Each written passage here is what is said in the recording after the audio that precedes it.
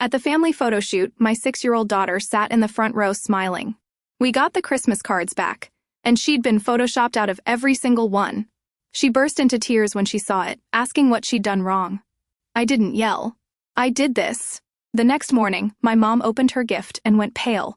At the family photo shoot, my 6-year-old daughter sat in the front row smiling. Got the Christmas cards back. She'd been photoshopped out of every single one. She burst into tears when she saw it, asking what she'd done wrong. I didn't yell. I did this. The next morning, my mom opened her gift and went pale. The stack of Christmas cards lay on the dining table, glossy and perfect. My mom was beaming like she just curated a museum exhibit. "Look at these," she said, holding one up so the light caught the shimmer. My 6-year-old daughter Julia darted forward. She loved photos, loved anything that made her feel part of the family. Her little fingers grabbed a card before I could stop her. Her smile didn't last. She tilted her head, squinting, scanning the rows of cousins and grandparents, Jesse and Ryan. My sister, Becky's kids, grinned right at the front, polished shoes, hair gelled stiff. Becky stood behind them with her husband Jason, both of them looking like they were posing for a magazine cover. Even my mom and dad had made the cut, stiff smiles and all. Julia gone. Not cropped out, not hidden behind someone, taller, gone. "Where am I?" Julia asked. Her voice small. I leaned closer, chest tightened. She had been right there that day. Front row, pale yellow dress with little daisies on it. Her hand tucked into Jesse's for courage. "Maybe it's just this one," I muttered, reaching for another card. Julia grabbed 12. Then another, her breathing quickened. But I was there. I sat in the front row. I remember I flipped card after card, hoping, praying one had slipped through. Every single one was the same. Julia erased, like she had never been part of the family at all. For half a second, denial clung to me. Maybe the printer messed up. Maybe it was a glitch. Then I saw it. The floorboards behind Jesse copied and pasted where Julia's shoes had been. A shadow, smudged, duplicated, stretched unnaturally across the front row. The curve of Jesse's hand cut strangely like it had once been resting on someone who wasn't there anymore. My blood ran cold. This wasn't a mistake. Someone had paid to have her removed. That takes effort, time, money, and apparently put a lot of effort into erasing her. She flipped faster. Now, her little hands trembling. "Maybe I'm hiding," she whispered. "Maybe I'm too small. Maybe I'm behind someone." Her voice cracked. She dropped the cards onto the table, her wide eyes filled, and then came the question that broke me. Why am I not in any? Pulled her against me, felt her shoulders shaking. She's 66 years old. She shouldn't even know what it feels like to be erased, but she does now. I wanted to scream, rip those perfect glossy lies in half, shove them back in Becky's face. Instead, I kept my voice, even my jaw tight enough to ache, because silence, right? Then, was louder across the room. My mom adjusted a card on the mantle, like nothing was wrong. "Colors look so clean this year," she said, smug. My phone buzzed a message in the family group chat. "Key finally looks uniform. Like my daughter was a stain they'd scrubbed out." Julia wiped her face with her sleeve, still scanning the room. Her little voice was shaking, but I was there. "Why am I not there now?" Nobody answered. My dad cleared his throat, muttered, "We just wanted it tidy." My mom sighed as if she were explaining something obvious. We all talked about it, me, Dad, and Becky. We agreed it was better this way. Her dress didn't fit. She stood out, ruined the picture. "It's not personal." Julia's lips trembled. Her cheeks blocked red, but I was smiling. The silence after that was suffocating. I held her tighter, my fury, a cold, sharp thing under my skin. I didn't yell. I didn't give them the performance they were waiting for, but inside, I made a promise. This would be the last time they erased my daughter. Cards gleamed under the light. Each one, a polished lie. I knew exactly what I was going to do the next morning. My mom opened her gift and went pale. Becky was always the investment. I was always, the labor started small. She got piano lessons, I got a mop. She had soccer practice 3 nights a week. I scrubbed the kitchen floor. By the time we hit high school, pattern wasn't even hidden anymore. When Grandma's knees started giving her trouble, it was me. They called Megan help her upstairs. "Megan, make sure she eats." Becky's excuse. "Her schedule is too full." It was his schedule was sacred. Mine was just available. I asked once if I could join a drama club at school. My dad didn't even look up from his newspaper. "Becky already has 3 activities. Do you want to drain us dry?" My mom smirked.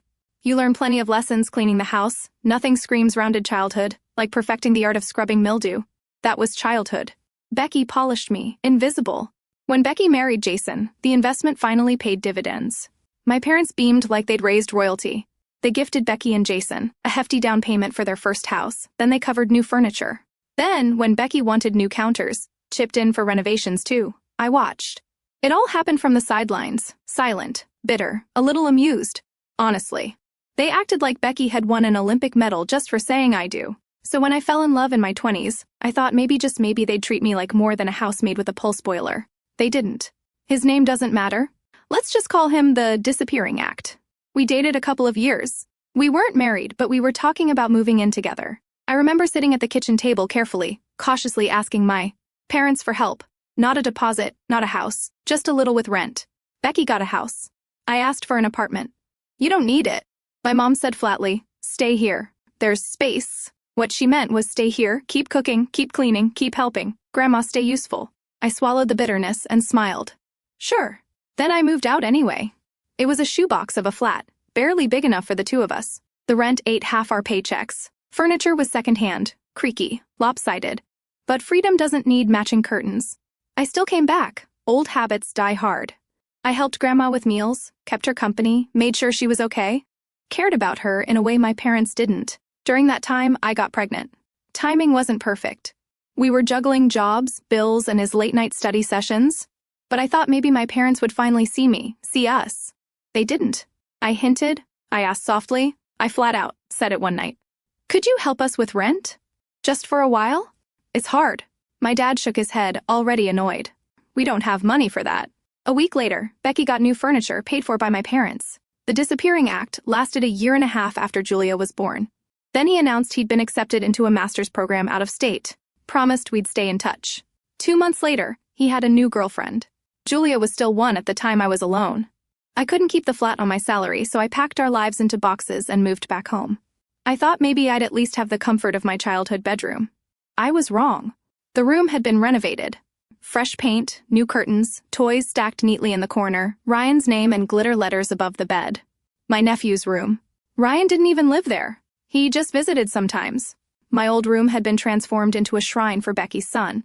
His childhood room, still there, untouched like a time capsule. And me, Julia and I were shoved into the attic, shabby walls, a sloped ceiling that scraped my knuckles. Every time I changed the sheets, drafts in winter, sweltering in summer, barely enough room for 2 beds jammed side by side. It's fine, Mom said when I protested. Ryan needs his own space when he visits. You'll be fine up there. So I carried the boxes upstairs. Every creak of that attic floor was a reminder. I didn't belong. Julia was too young to notice at first, but kids grow fast by 6. She noticed everything. Jesse and Ryan had their own bedrooms to each, really, one at home and one here. Julia had none. She asked me once quietly, "Why do I share with you? Why don't I have my own?" I smoothed her hair and told her it was temporary. I lied. Because the truth was, I couldn't save fast enough to get us out. Nearly every paycheck went straight into the household, food bills, contributions I was expected to make. I tried to save, but it was never enough. Every time Julia asked why she didn't have what her cousins did, it cut deeper. It's funny. People think cruelty has to be loud, screaming, shouting, showing or breaking things. But sometimes cruelty is silent. It's a quiet decision to fund one child's house and deny the other rent money. It's a glitter name above a door where your daughter's crib should be. It's the word fine tossed at you when you're shoved into an attic that silence is louder than yelling. And I could feel it building. Because what started with me was now aimed at Julia. And I wasn't going to let them erase her the way they erased me. I didn't know how yet, but I knew something had to break. Couldn't sleep that night. Julia finally dozed off beside me in our attic room, clutching her stuffed bunny like it was the only anchor she had left. I lay awake, staring at the ceiling where water stains formed shapes in the dark. Every creak of the old beams felt like the house itself, reminding me where I stood underneath everyone else. I pulled out my phone and opened a chat with a friend who worked at a bar downtown. She told me before they were always short on hands, and I knew if I took it, it could be my ticket out. No sleep, no rest, but freedom never comes cheap. My thumbs moved before I could stop them. "Do you still need night staff?" "I'll take the shift, send." It was reckless. I already worked days while Julia was in school, and nights were supposed to be for rest. But I couldn't rest in that attic. Not after watching my daughter cry over those damn Christmas cards. If I had to run myself into the ground to protect her, so be it. I was done waiting for scraps from people who never planned to feed me, crept down the hall to Grandma's room. Her lamp was still on a soft glow, spilling under the door. I knocked lightly and went in. She was propped against her pillows, Glasses perched low on her nose, flipping through a crossword, sharp as ever. Couldn't sleep? She asked without looking up. I laughed softly, me too well. I sat on the edge of her bed, pulled one of the glossy cards from my pocket, and handed it to her. She studied it for a moment, her brows knitting. Then she saw it. Or rather, she saw the absence. Her mouth pressed into a thin line. Julia was there. I said flatly. Front row, yellow dress. But apparently yellow doesn't match the uniform they wanted. She set the card on the blanket with a sigh. I told her my plan, then the night shifts, the bartending job, the hours that would carve into whatever was left of me. I can't keep her here. I said, my voice broke on the last word. Not when they treat her like this. I'll work nights. Save will move out. Grandma looked at me for a long time. Her eyes sharpened the lamplight. Finally, she said, you won't need to do that. I frowned. What do you mean? She shook her head, turning back to her crossword. Just leave it with me. Cryptic, like one of her puzzles. I didn't press, kissed her cheek, and went back upstairs. Still thinking about the bar job. Morning came too soon. I dragged myself downstairs, half expecting another fight, another lecture. Instead, I noticed something strange on the living room table, a box small, neatly wrapped, sitting among the leftover decorations like it belonged. I hadn't seen it there the night before. Mom spotted it before I could speak. How sweet a gift from Grandma. She smirked, peeling the ribbon like she was unwrapping a prize. I stood frozen, Julia peeking from behind my leg. Mom lifted the lid. Her smile collapsed. She pulled out a stack of papers, skimmed them, then froze. The color drained from her face. What is this? She hissed, then louder to the whole room. What the hell is this, some kind of joke? My dad stepped closer, trying to read over her shoulder. His mouth fell open. I leaned forward, my heart pounding, caught a glimpse of the header on the top sheet. Legal formatting, official seals, not a joke. Before I could speak, the hallway creaked. Grandma entered slow but steady. The lawyer I'd seen once or twice before at her side. She didn't raise her voice. She didn't need to. It's not a joke, she said calmly. That is an eviction notice. I've already changed my will. Megan and Julia will have this house. You'll get nothing. Silence detonated in the room. Mom sputtered. Dad stared at the papers like they might combust. Julia gripped my hand so tightly it hurt, couldn't move. Then, the shouting started. Mom's voice cracked, high, pitched, and wild. You can't do this. You're not in your right mind. Dad tried a different angle, smoother, pleading. Think about what you're saying. Think about the family. Grandma didn't flinch. I am thinking about the family. I'm thinking about the child you tried to erase. The lawyer cleared his throat. Everything was drafted correctly. Witnessed, signed, stands. I swear I saw Dad's knees buckle. And me, I didn't know whether to laugh or cry. After all, these years of being invisible, erased, shoved into attics and silenced. It wasn't me who finally screamed loud enough to be heard. It was Grandma. And she'd chosen me. I met Julia's eyes. She was still clutching my hand, her face pale. But for the first time in days, I saw something in her expression besides confusion, hope. Chaos swelled again, Mom pacing, Dad muttering. Both of them throwing accusations like confetti. Megan manipulated you. She poisoned you against us. This is elder abuse. Grandma's laugh cut through it all, sharp and bitter. The only abuse here is what you've done to her and that child. My mom's mouth snapped shut. My dad sat down heavily as if the air had gone out of him. Julia leaned into me, whispering, It's happening. I kissed her hair. Something good. I murmured, Something finally good. I didn't know what came next. Would they fight it in court? Spread more lies? Try to claw their way back into control? Probably. But right then, in that moment, tide had turned. The house went quiet after Grandma's bombshell too. Quiet. No shouting matches, no slamming doors, just the heavy, suffocating silence of people plotting. My parents barely looked at me. Dad busied himself in the garden, hacking at shrubs that didn't need cutting. Mom clattered dishes louder than usual, the noise, sharp and deliberate. Her version of shouting without words. Julia noticed. Is it over now? She asked me one night in our attic room, her voice small in the dark. I wanted to say yes. I wanted to lie. Instead, I kissed her forehead and whispered, Not yet. Because I knew better that silence wasn't peace. It was the sound of a storm building. It arrived 3 mornings later, a knock at the door. Sharp official chest tightened. Julia's hands slipped into mine instinctively. Mom beat me to the door, her tone instantly syrupy. Officers. Thank you for coming. And there they were. 2 police officers and a woman with a clipboard, P.S. Adult Protective Services. My stomach dropped. The taller officer cleared his throat. We've had a report of possible elder abuse in this household. We'll need to speak to everyone separately. Elder abuse? I didn't need a crystal ball to know who made that call. They separated us. Grandma, to her room. Julia led gently to the kitchen, though she looked back at me, wide-eyed and scared. I sat stiff on the couch while Mom hovered in the hallway, whispering words like confused and safety, and were worried. My blood ran cold. They weren't just trying to smear me. They were trying to put me in handcuffs. If they arrested me, I thought, what happens to Julia who takes her? Not them. Please, not them. I swallowed hard and tried to keep my voice even as the questions began. Do you prepare meals for your grandmother? I said carefully, I always have. Were you alone with her before she signed those documents? Yes, but not during. Who was the man in her room that morning? Her lawyer, the one she called. The questions weren't unfair, but the way the officers' pens scratched across their notepads, the way they traded looks, felt like guilt was already written on my forehead. From down the hall, I caught fragments of Grandma's voice through her door, clear, steady. By the time the officers came back out, their expressions had shifted, suspicion gone, placed by something harder. They weren't looking at me anymore. They were looking at my parents. And then Grandma insisted on coming out herself. She leaned on her cane, but her voice was iron. No one forced me. I asked my lawyer here myself. I knew exactly what I was doing, and I changed my will because it's my right to do so. Silence. Then she turned her gaze on my parents. The only abuse in this house is the way you treat Megan and that child. If words could slap, that one landed hard. The APS worker closed her folder with a snap. I don't see any concerns here.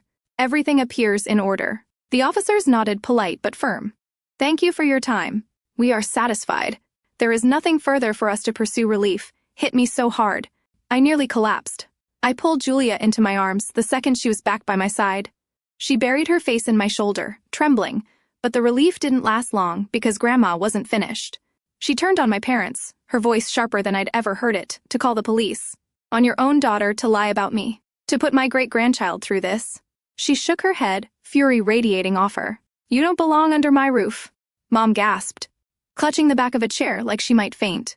Dad opened his mouth, but no words came out. You'll move out, Grandma said flatly. I don't care how, but it wasn't a suggestion. I'd never seen my parents speechless before. Later, when the officers left and the front door clicked shut, the silence returned, but it wasn't the same silence as before. This one was jagged, dangerous. My parents sat rigid at the table, their faces pale, their eyes darting between me and Grandma like they couldn't decide who to hate more. Julia pressed closer to me. Are we okay? Now? She whispered, kissed her hair. I said my voice was steady. For the first time, I believed it. I didn't know exactly what would happen next. Would they fight? Contest the will spread more lies. Probably tide had turned, their attempt to erase me had failed, their attempt to erase Julia had backfired. And now they were the ones being erased. A week later, the silence broke, not with yelling, not with slammed doors, but with threats. My parents circled me in the kitchen like vultures hissing promises. You'll regret this. We'll make sure they take Julia away from you. You think you're safe? You're not. I didn't flinch. Julia heard. She sat on the stairs, clutching her stuffed bunny, her eyes wide. That was the last straw. Grandma called her lawyer the next morning.